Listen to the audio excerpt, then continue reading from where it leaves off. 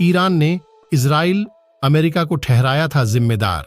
इससे पहले ईरान के राष्ट्रपति इब्राहिम रईसी के डिप्टी मोहम्मद जमशीदी ने धमाके के लिए इजराइल और अमेरिका को जिम्मेदार ठहराया था। हालांकि अमेरिका ने कहा था कि इस बात के कोई संकेत नहीं मिले कि इसमें इजराइल किसी तरह से शामिल था। साथ ही उसने इसमें खुद के शामिल होने से जुड़े आरोपों को भी सिरे से खारिज कर दिया है। मध्य पूर्व पर नजर रखने वाले कुछ जानकारों का कहना था कि ईरान के भीतर काम करने का इस्राइल का ये तरीका नहीं है।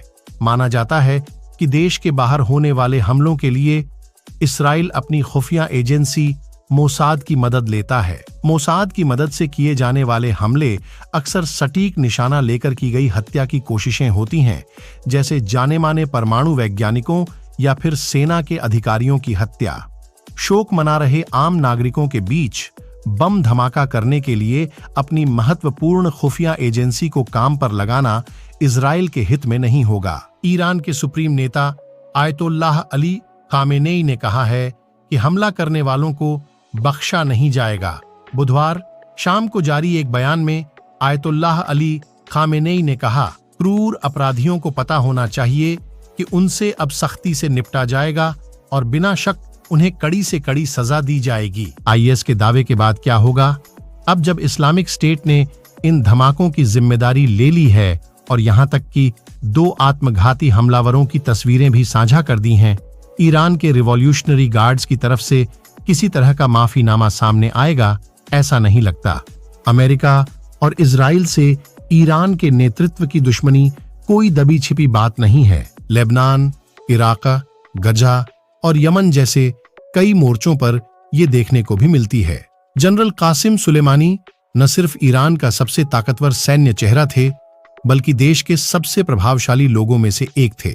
वो आयतुल्लाह खामनेई के बाद दूसरे स्थान पर थे, जिन्हें वो सीधे तौर पर रिपोर्ट करते थे। साल 2020 में अमेरिका ने इराक के बगदाद हवाई अड्डे के पास ड्रोन से एक हवाई हमला कर कासिम सुलेमानी की हत्या की थी। बुधवार को ईरान के केरमान में हुए धमाके से कुछ दिन पहले लेबनान के बेरूत के पास हुए एक इजरायली ड्रोन हमले में हमास की राजनीतिक शाखा के डिप्टी प्रमुख सालेह अल अरूरी की मौत हो गई थी। इस कारण इलाके में पहले ही तनाव था। इसके बाद ईरानी सरकारी टेलीविजन पर जारी फुटेज में देखा गया कि जिस वक्त धमाका हुआ उस वक्त बड़ी संख्या में लोग सड़कों पर थे। ये लोग कासिम सुलेमानी की याद में आयोजित एक कार्यक्रम में शामिल होने पहुंचे थे और सड़क पर चल रहे जुलूस का हिस्सा थे। पहले बम धमाके के बाद वहां अफरा तफरी मच गई। लोग चीखने चिल्लाने लगे और इधर उधर भागने लगे। कब हुआ बम धमाका? ईरानी मीडिया में छपी जानकारी के अनुसार पहला बम धमाका स्थानीय समय अनुसार करीब 3 बजे, जीएमटी के अनुसार 11:30 बजे हुआ।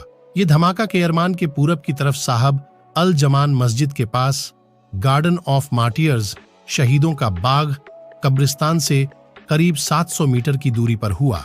दूसरा बम धमाका इसके करीब 15 मिनट बाद हुआ।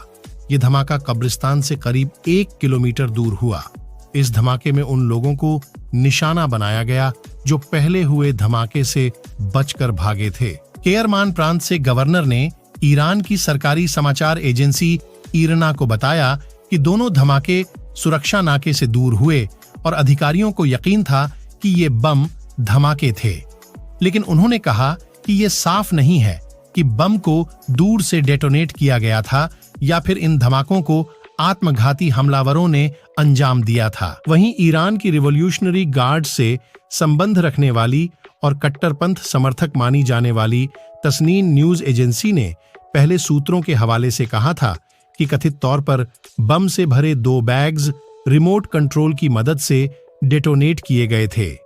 आईएसएनए समाचार एजेंसी ने एक प्रत्यक्षदर्शी के हवाले से कहा, हम कब्रिस्तान की तरफ जा रहे थे जब हमारे पीछे अचानक एक कार आकर रुकी और एक कूड़ेदान में रखा बम फट गया। हमें केवल धमाके की तेज आवाज सुनाई दी और हमने लोगों को गिरते हुए देखा। कौन थे? General Qasem Soleimani. ईरान के रिवॉल्यूशनरी गार्ड्स के कमांडर के तौर पर general Qasem Soleimani Quds force नाम की एक सैन्य टुकड़ी के प्रमुख थे। ये टुकड़ी एक तरह से विदेश में ईरान की सेना के जैसी है, जो अलग अलग देशों में ईरानी हितों के हिसाब से किसी का साथ देती है तो किसी का विरोध करती है।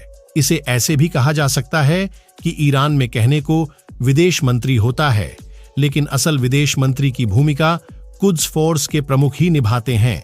विदेशों में कुद्स फोर्स के अभियानों की जिम्मेदारी कासिम सुलेमानी पर होती थी, जिसमें सहयोगी सरकारों और हमास और हिजबुल्लाह जैसे सशस्त्र गुटों को सलाह देना, उनके लिए पैसों की व्यवस्था करना, हथियार मुहैया कराना, खुफिया जानकारी और दूसरी तरह की मदद करना शामिल है। ईरान की सरकार ने अमेरिका पर अंतर्राष्ट्रीय आतंकवाद का आरोप लगाया और ट्रंप समेत कुछ और अमेरिकी अधिकारियों के नाम से अरेस्ट वारंट जारी किया। बेरूत में हुए इस हमले में हमास उप प्रमुख और कम से कम 5 अन्य की मौत हो गई।